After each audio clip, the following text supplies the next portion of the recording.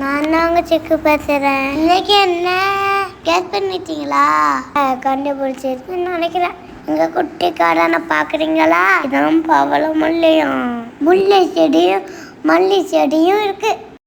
எவ்வளோ குட்டி குட்டியா தக்காளி காய்ச்சிருக்கு பார்த்தீங்களா?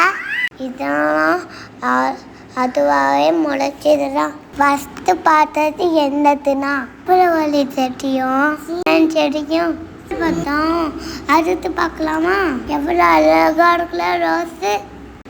பாம்பு மாற்றி போட்டுல. இதான் பசர கீழையா. இதுக்கு கீழே மழை வந்து இருக்கு.